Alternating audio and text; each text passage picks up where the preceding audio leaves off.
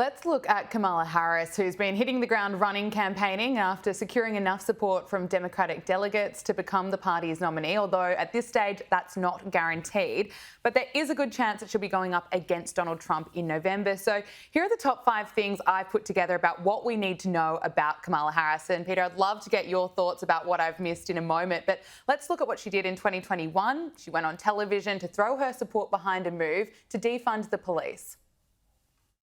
Right now, what we're seeing in America is many cities spend over 1/3 of their entire city budget on policing. But meanwhile, we've been defunding public schools for years in America. We've got to re-examine what we're doing with American taxpayer dollars. That grab was from 2020, but she also raised bail money for Black Lives Matter activists. Some of those that she helped release went on to commit further crimes, including murder. Now, what does Kamala Harris like to work for? Well, 92% of her staff left in the first 3 years as vice president. So what does that tell you about her ability to lead?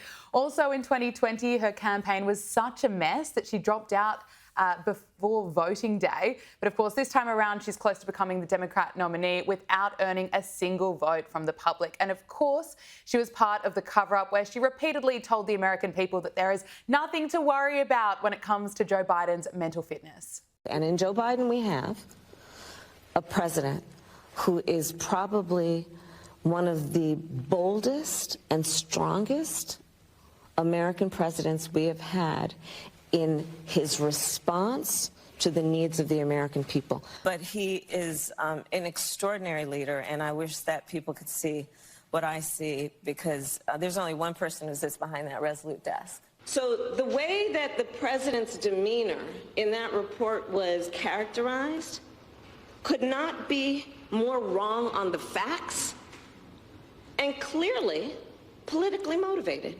Thank God our president is in good shape, in good health, and is ready to lead in our second term.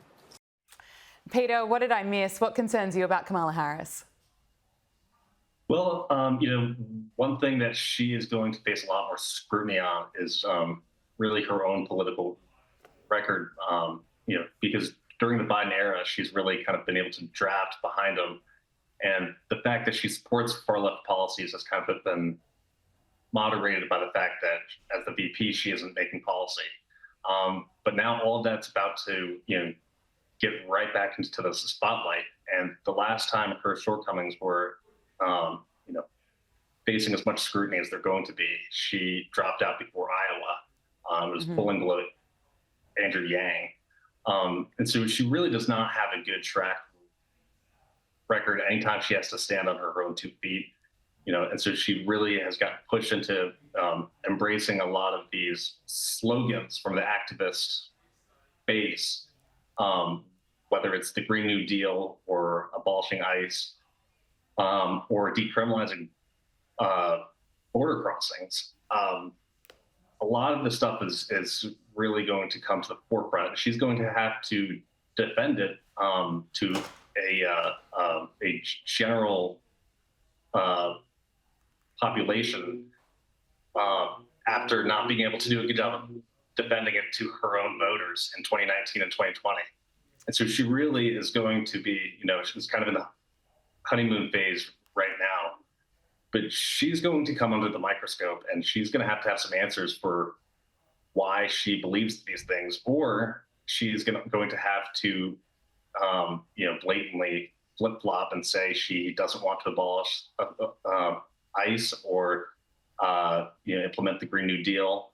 And a lot of this really goes to kind of, one of her core weaknesses is people don't trust her. And I think, it's not hard to see why when the voters can see Biden, clearly in a mentally infirm state, and she comes out and tells them that actually Joe Biden behind closed doors is doing cartwheels and solving Rubik's cubes with one hand, and so it really kind of goes to the core issue of, can you trust Kamala Harris? And Kamala Harris says Joe Biden's fine.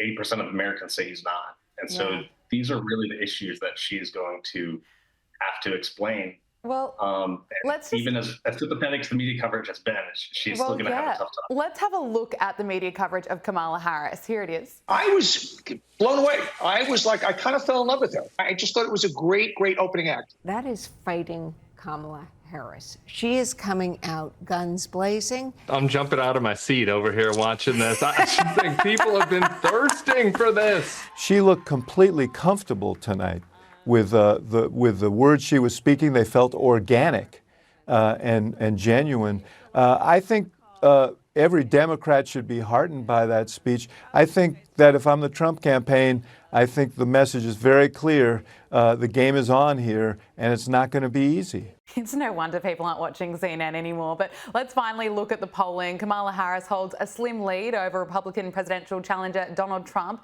following President Joe Biden's decision to abandon his re-election bid. So the Reuters Ipsos survey found that Kamala Harris is leading Donald Trump by 2%. What do you make of that?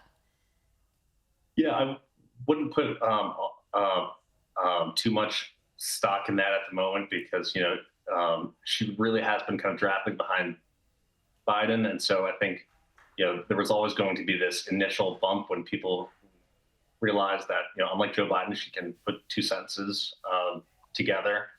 But really, when push comes to shove and people start looking into kind of what she believes, what she says, and the policies she would implement, the people she would put into